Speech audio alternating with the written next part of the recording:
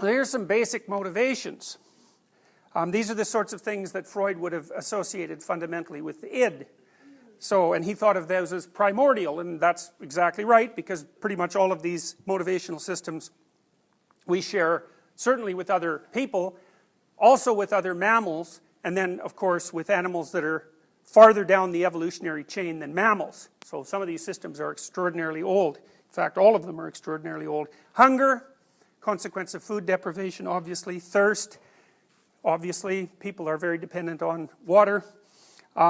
Pain. Pain's complicated. There's physical pain, and then there's its mental equivalents. And the mental equivalents of pain are grief, disappointment, frustration, roughly speaking. And so the way you can think about that is, you saw the picture of the nervous system that I showed you last time with the branches going up into the brain, obviously, but with all the branches, or the roots, say, going down into the body. So we discussed the central nervous system as a sort of all-encompassing system distributed throughout the body. Imagine that part of that network throughout your body is associated with pain reception, and that would be roughly equivalent to systems registering levels of input that are high enough to potentially damage them. That's where pain seems to come in. And that different pieces of that can be activated at different times. So if it's psychological pain, as I said, grief, frustration, disappointment seems to fall into that category. Loneliness is another one. Then maybe it's primarily the cortical circuitry for pain that's activated, and although people who are depressed, for example, or who are grieving, often have somatic pain as well. And depression really looks like it's a pain state. We know loneliness is because if you take like little chicks or little kittens and you make them lonesome and they'll cry, which is or peep if they're chicks, and you can stop them from doing that by using opiates. And it's not because it stops them from vocalizing, because that would be a possibility. You just get them so stoned on, morphine that they can't peep, and you think, well, they're not lonesome anymore. So the experiments have been done carefully enough to factor out the effect of the opiates on the vocalization. So, and that's also led to some suspicion that people who have had a history of extraordinarily painful personal relationships might be those who are more prone to opiate use. And so opiates, analgesics, they basically dampen out pain and frustration and disappointment and grief and loneliness. So there's an anger and aggression system. It's complicated. There's probably two of them. One is defensive aggression. That's probably more associated with neuroticism, technically. The other is probably predatory aggression. And human beings are definitely predators. We're meat eaters, and our closest relatives, chimpanzees, for example, they're pretty good hunters. They'll gather together in packs and bring down 30-pound colobus monkeys, and the meat is very popular among the chimps. And so predatory aggression seems to be a separate circuit, and as we'll discuss further along, I think the predatory aggression circuit and the maternal solicitude circuit, because there's also a care circuit, have evolved to be at opposite ends of the same distribution. I think that's the agreeableness distribution in the big five. So on one end there's maternal solicitude, and the other end there's predatory aggression. And you can imagine how those things have to inhibit one another. Because, well, with many mammals, bears for example, the males are so predatory that you have to keep them away from the cubs because they'll kill them. The human beings, I mean, there's some aggression towards children, especially if the children aren't biological relatives, but men are pretty caring for male mammals, and women are actually quite predatory for male mammals. So thermoregulation, your hypothalamus takes care of whether you're hot or cold. Panic and escape, those are circuits that also seem to be associated with pain fundamentally, although threat can maybe trigger them as well. And the panic escape system doesn't exactly seem to be the same system as the anxiety and fear system, even though they sound roughly equivalent, right? You might think of panic as just the extreme level of fear, and I think fear can trigger panic, but panic seems to be a more primordial circuit, and if you're panicking, there's an immense impetus to escape. So that's a different circuit. Affiliation and care we covered. Sexual desire. Exploration and play, both of those seem to be separate circuits. So Jack Panksepp actually, who wrote a great book called Affective Neuroscience, by the way. If any of you are interested in like the psychobiology of behavior and motivation, Jack Panksepp's book is one of the best.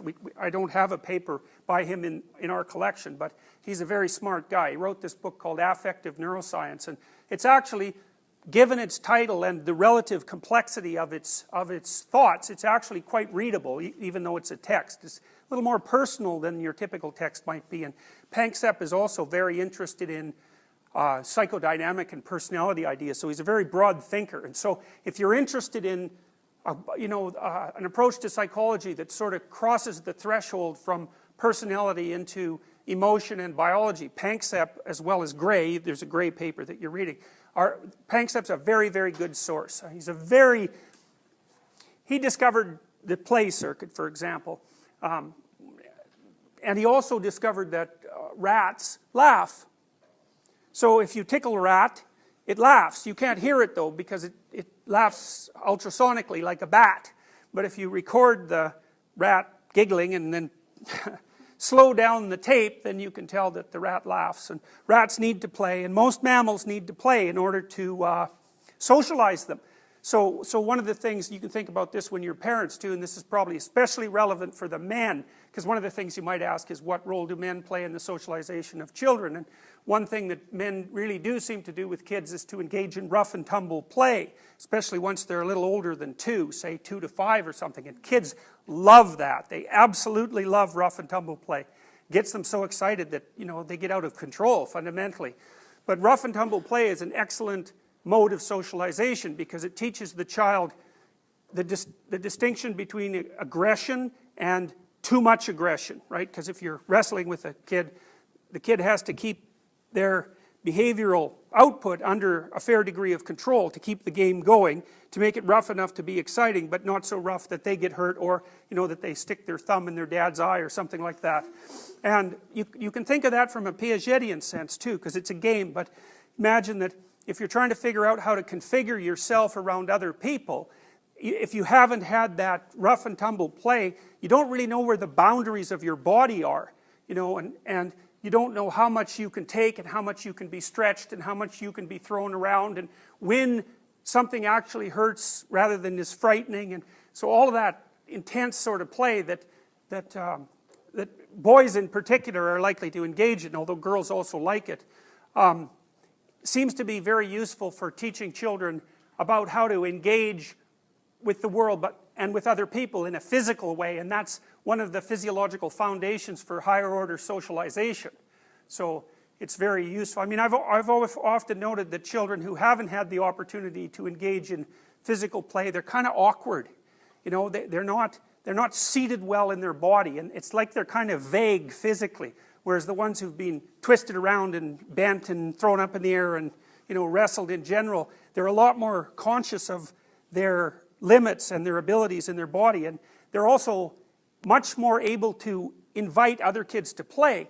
You can think about this with regards to dogs. If you have a dog, the dog, you can tell when the dog wants to play, right?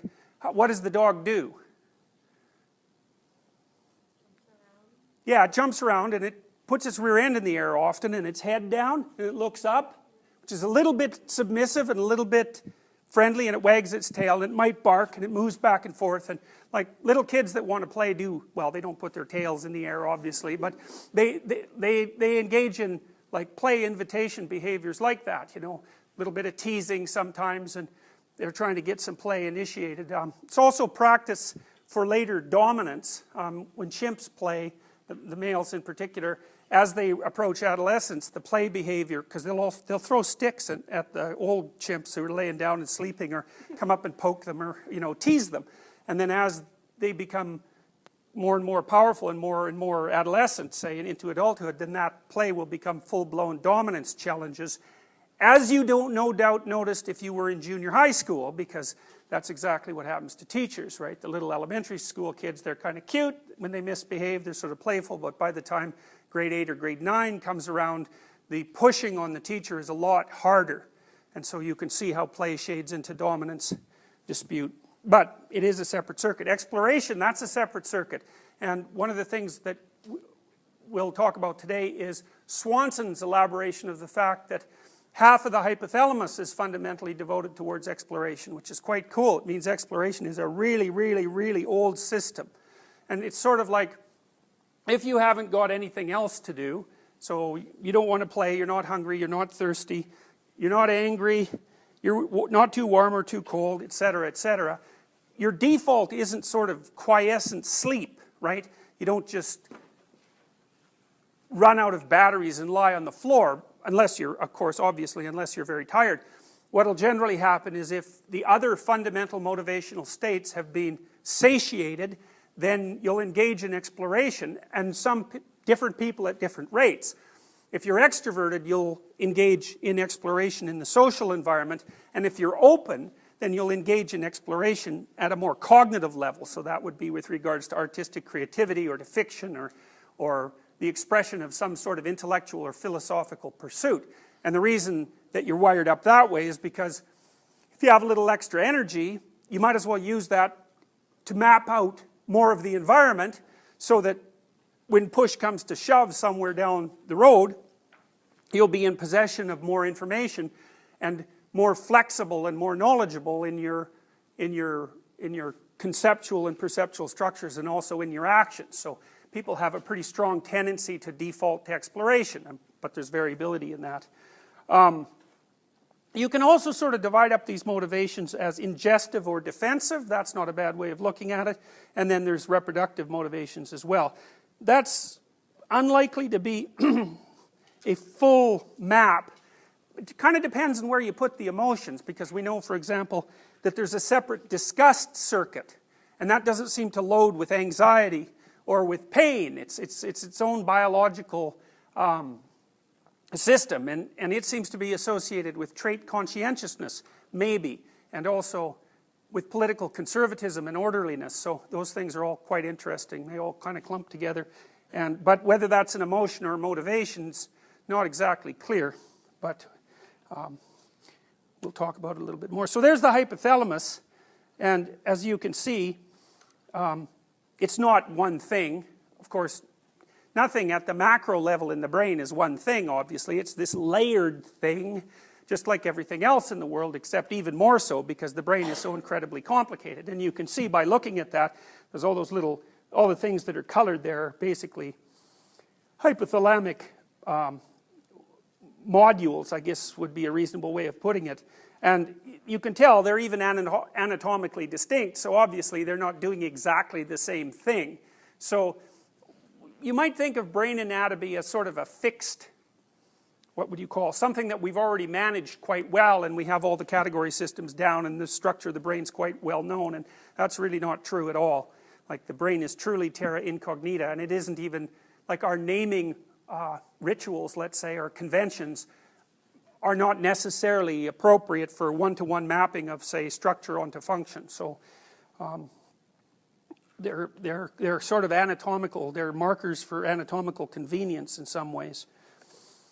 Okay, so here's a way of thinking about it. So you have your frame, which specifies your lack, say I'm hungry, and then a goal pops up, which is, well, I should have something to eat, and the hypothalamus is modulating perceptual and cognitive circuits so that you think that, and so that you start to parse up the world into a place where a hungry person like you could become satisfied, and then the behaviors kick in that are relevant to that pursuit.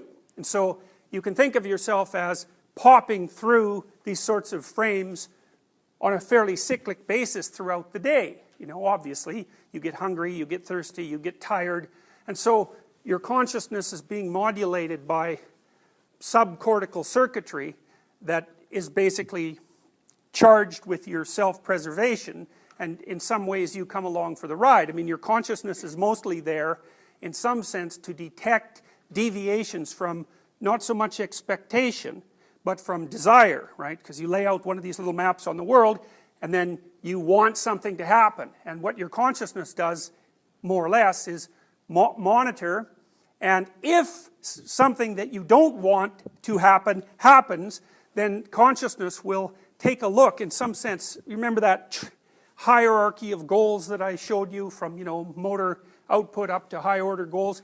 Your consciousness kind of moves up and down that thing if you've made an error, trying to figure out at which level of abstraction that error should be rectified, which is sort of what you do when you think. And so that process is going to kick in whenever you're moving towards your desired end and something that you don't want to have happen happens, right? You usually stop. That's sort of an anxiety response, the stopping. And then if nothing else happens that's too bad, well then you'll start to explore. And animals often do that by moving around, but people will do that just as with equal facility, just by running simulations in their mind and trying to calculate what went wrong, right? Trying to think about it. That's a form of exploratory behavior as well that would be more associated with trait openness and with intelligence. So there's how Swanson divides up the hypothalamus. See the little pink things there on the left are part of the defensive circuits, and then the red things on the left are part of the reproductive circuits. And you know, obviously the fact that those circuits exist lays onto Darwinian theory quite nicely. The defensive circuits obviously protect you from dying, and the reproductive circuits, you know, facilitate your reproduction. It's not much of a fairly obvious conclusion. And so those are all, you know, located in this you know, essential part of the brain, the hypothalamus. Now, this is something that's a little more complex, so I'll go through it a little bit more carefully. So if you look on the right, this is where Swanson maps perfectly onto Piaget.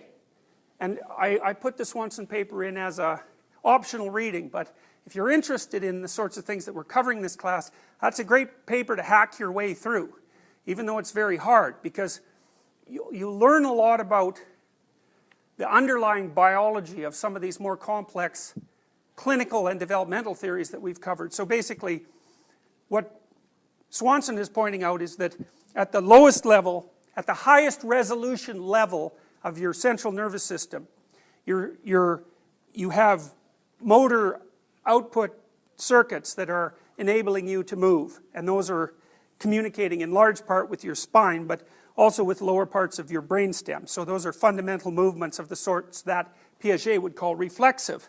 And then the locomotor pattern generator, I think the best way to think about this from an analogical perspective, and actually Alexander Luria used this analogy.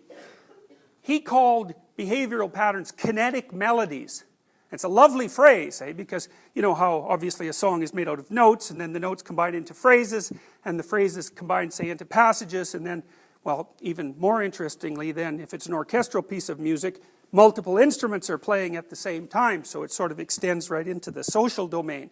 But your actions are sort of like that. They're made out of micro routines, and then those are chained together, and those are chained together in higher order abstractions and so on, all the way up to the cortex. And so Swanson points out that the motor system has three sets of inputs. So the cognitive system, that's sort of way up, that's sort of level of abstraction that's way up in the brain. So the cognitive system is where, you know, you might do a voluntary action. So you look at something, you say, well, I'm going to pick up this piece of paper. And so that's top-down cortical control. And then the state system input to the motor system, the state system is your body monitoring what's going on inside of itself. And the autonomic nervous system is part of the motor output system, and so the state monitoring system takes a careful look, and the hypothalamus does a fair bit of this, takes a careful look at what's going on inside you, and then activates different parts of your digestive and, you know, the gut system fundamentally that you have no conscious control over. And then obviously there's sensory system inputs too. So those are the three main inputs into the motor system, and that acts on the environment. And then the motor system has this hierarchical nature that's built from the spine upwards. And so you can think of like the brain as a collection of ever-expanding control systems that allow you to learn and undertake ever more complex motor schemes of action. You know, and one of the things that people think about human beings is that we're very good at thinking, right? But we're not just good at thinking. Like we're crazily adaptable in terms of our motor output. I mean,